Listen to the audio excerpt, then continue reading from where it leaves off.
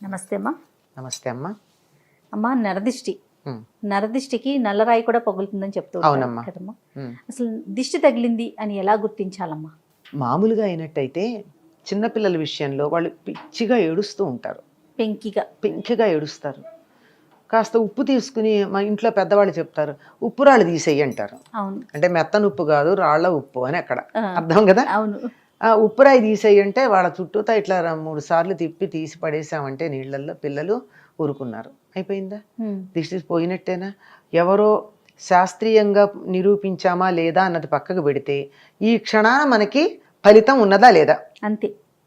అంచేత పిల్లల విషయంలో బాగా తెలుస్తుంది. ఉమ్, మరికొన్నిట్లో చెట్టు చూస్తూ ఉండగా అలా మాడిపోతుంది. ఉమ్. బాగా కాసే పూసే చెట్టు ఎందుకు మాడిపోయింది? దిష్టి ఏనమ్మా? దిష్టి వల్ల. అందుకని కొంతమంది దాని మీద పరిశోధన చేసి తవ్వి ఆ చెట్టుకి ఏమన్నా వేరు పురుగు పట్టిందా ఇలాంటివన్నీ పరిశోధన కూడా చేశారు. ఏమీ లేదు, వేరు పురుగు పడితే కూడా ఒక్క రోజులో మాడిపోదు, క్రమంగా పోతుంది. ఉమ్. ఇది దిష్టి తగిలితే ఒక్క రోజులో ఒక్క మాడిపోతుందమ్మా? రోజులో ఇవాళ చూస్తే బాగుంది, నిన్న బాగుంది, ఇవాళకి ఏమిటో ఒడిలినట్టు అయింది, రేపటికి పూర్తిగా ప్రాణం లేనట్టు అయిపోతుంది. ఉమ్, మహా అయితే 2-3 రోజులు అట్లా. అప్పటిదాకా బాగా పాలిస్తున్నటువంటి ఆవు గేదె మర్నాటి నుంచి అసలు ఒక చుక్క పాలివ్వవు, ఉమ్, దగ్గరికి రానియ్యవు, ఉమ్, ఆఖరికి దాని దూడకు కూడా పాలివ్వవు. ఉమ్. అట్లా అయిందంటే దిష్టి అని అనుమానం వస్తుంది. అలాగే ఇంటి ముందు కట్టినటువంటి గుమ్మడికాయ హఠాత్తుగా కుళ్ళిపోతుంది. ఆ, ఆ. సాధారణంగా ఏం జరగాలి, అది ఎండిపోవాలి, అవును, అవును. ఎండి ఒడిలిపోతాయి. ఆ, అట్లాంటిది నిన్నటిదాకా బాగానే ఉండి ఎందుకు క్రమంగా చెడిపోయిందా అనడానికి, చెడిపోతుంటే వాసన వస్తుంది. అవును, అవును. వాసన వచ్చిందో లేదో తెలియదు, వాసన కూడా రాదు, హఠాత్తుగా కుళ్ళిపోయి దాని నుంచి పడిపోతుంది. ఇట్లాంటివన్నీ చూస్తే ఇది దృష్టి దోషమని అంటూ ఉంటారమ్మా. అమ్మా. కంటికి కూడా ఒక శక్తి ఉంటుంది కదా, చూపుకు కూడా ఒక శక్తి ఉంటుంది. అవును ఉంటుందనే కదా మనం నీ చల్లని చూపు ప్రసరింపజేయి, అని కరుణామృత వేడుకుంటాం. దృష్టి చూడు, దయ తలచు ఉమ్, అని ఇలాంటి పదాలు వాడుతూ ఉంటారు. ఇది మన తెలుగు వాళ్ళే కాదండి, అన్ని భాషల వాళ్ళు వాడతారు, పాశ్చాత్య దేశాల్లో కూడా వాడతారు. ఆ చల్లని చూపులు అనేది చక్కగా మమ్మల్ని బాగా వాళ్ళకి చల్లని కాదనుకోండి, వాళ్ళకి వామ్ కావాలి. ఉమ్. అంచేత సందర్భాన్ని బట్టి ఆ చూపు అన్నది లుక్ అంటారు వాళ్ళు, um, pay a look something like that అలా వాడతారు. ఆ, ఆ విధంగా చూపుకి అంతటి శక్తి ఉంటుంది అని మనకి అందరూ చెప్పేటటువంటి మాటే. కనుక 10 మంది ఒక దాన్ని చూసి అసూయ పడితే, అసూయతో గనక చూసినట్టయితే, అసూయ కన్నా కూడా ఈర్ష్యతో గనక చూసినట్టయితే ఉమ్. అది ప్రతికూల ప్రభావం కలుగుతుంది. ఓకే. అందువల్ల వాళ్ళకి ఏదో ఒక హాని కలగడం జరుగుతూ ఉంటుంది. ఉమ్, అందుకే ఈ మధ్యకాలంలో చెప్తున్నారు, పిల్లలు చాలా బాగున్న వాళ్ళు కాస్త హఠాత్తుగా వ్యాధికి లోనయ్యి చిక్కిపోయి చనిపోవడాలు లాంటివి కాదు కానీ చిక్కిపోవడం, ఏడుస్తూ ఉండడం, నవ్వుతున్నవాడు మళ్ళీ ఏడుపు మొహంగా ఉండడం, ఇట్లా జరుగుతోంది. ఏమిటి అంటే దానికి ఒకళ్ళు చెప్పారు, మీ పిల్లల ఫోటోలు స్టేటస్లోను సోషల్ మీడియాలో ఫేస్బుక్లో పెట్టొద్దన్నారా? సోషల్ మీడియాలో పెడితే అంత బాగుందో అని 10 మంది అనేటప్పటికీ దిష్టి తగిలి. అయ్యో నా కొడుకు ఇలా లేడే అని అసూయతో కానీ ఈర్ష్యతో కానీ కొంతమంది చూశారు అంటే దానివల్ల జరిగి ఉండొచ్చు అని చెప్తున్నారు. అది వాస్తవం ఎంతో మనకి తెలియదు, కానీ చెప్పడం మాత్రం నిజం. ఉమ్, అది నిజమవునో కాదో కానీ 10 మందిలోకి వెళ్ళి ప్రదర్శన చేసుకున్న తర్వాత మాత్రం వాళ్ళకి ఇబ్బంది కలగడం అన్నది ప్రత్యక్షంగా మనం చూస్తూనే ఉన్నాం. ఉమ్. దాన్ని నరదిష్టి, నరఘోష ఇట్లాంటి పదాలతో మనం వాడుతూ ఉన్నాం దాన్ని. ఇది పోవాలంటే ఏం చేయాలమ్మా? ఒకటి ఉప్పుతో తీయటం అన్నారు, అది పిల్లల వరకు ఓకే. పెద్దవారికి కూడా అంతే? పెద్దవాళ్ళకు కూడా అంతేనమ్మా. మామూలు వ్యక్తులకు అయినట్టయితే అంతే. ఈ మధ్య కాలంలో చాలా మంది ఏం చేస్తున్నారంటే ఈ ఉప్పు తీసి, రాళ్ల ఉప్పు, సముద్రం నుంచి వచ్చినటువంటి ఉప్పు, ఆ ఉప్పును తీసి ఇంట్లో నలుగురు వచ్చేటటువంటి చోట పెడుతూ ఉంటారు. దానివల్ల దృష్టి దోషం పోతుంది. ఉప్పుకి నెగిటివిటీని ఆకర్షించే లక్షణం ఉంది. అవును. అందుకే పూర్వకాలం ఏమనేవాళ్ళంటే, ఉప్పు జాడీలే ఉండేవిగా రోజుల్లో, ఉప్పు జాడీ మీద మూత తీస్తే విషం అవుతుంది అనేవాళ్ళు. విషం మాట ఏమో కానీ నెగిటివిటీని ఆకర్షిస్తుంది కనుక ఎప్పుడు కూడా ఉప్పు మీద మూత తీసించకూడదు. ఉప్పు ఓపెన్గా ఉంది అంటే మనం దాన్ని తినకూడదు, పడేసేయాలంతే. అది అందువల్ల ఉప్పు పెడుతూ ఉన్నారు. ఆ పెట్టినటువంటి దానిని తీసుకెళ్ళి ఫ్లష్ చెయ్యాలే తప్ప బయటపడేయటం కానీ అట్లా చేయకూడదు. ఎందుకంటే ఆ నెగిటివిటీ ఇంకోళ్ళకి ఇచ్చిన పాపం మనకి రాదా? అదే ఖచ్చితంగా వస్తుంది. అందువల్ల వీలైనంత వరకు అట్లా చేస్తూ ఉంటారు. ఈ మధ్య కాలంలో చాలా మంది కాలికి ఏదో నల్లతాడు చుట్టుకోవటం, అవును, నల్లదారాలు కట్టుకోవడం చేస్తున్నారు.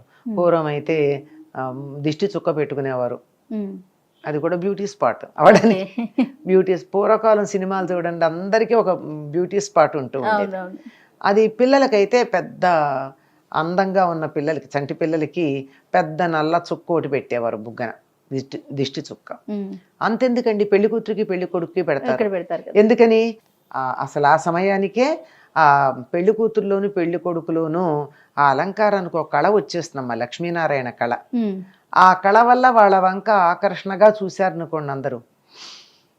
ఎవరో ఒకళ్ళకి కొంచెం చెడ్డ ఆలోచన ఉండదా, నా కూతురికి ఇంకా పెళ్లి కావదర్లేదు, నా కొడుకు ఏమిటో ఎప్పటికీ చూస్తానో ఇట్లా అనేటటువంటి ఆలోచన తనకి లేదు అనుకోవడం పర్వాలేదు, కానీ వీళ్ళకి వచ్చేసింది అని ఈర్ష్యపడతారే, ఆ ఈర్ష్య దృష్టితో గనక చూసినట్టయితే తప్పనిసరిగా వాళ్ళకి కొంచెం దోషం వస్తుంది.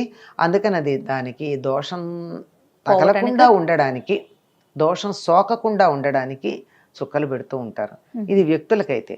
ఇంటికైతే ఇంట్లో అయితే ఉప్పు పెడతాం. ఇంటి ముందు గుమ్మడికాయ కడతారు, బూడిద గుమ్మడికాయ. ఈ బూడిద గుమ్మడికాయకి దిష్టిని ఆకర్షించే లక్షణం ఉంటుంది. దానికి అందుకే సిగ్గులేంది అని చెప్తూ ఉంటారు గుమ్మడికాయని, బూడిద గుమ్మడికాయని.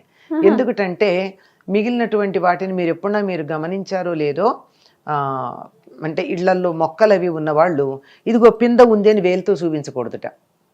వేలుతో చూపించకూడదు, ఎక్కడుందంటే ఇట్లా చూపిస్తారు, వేలు కొస.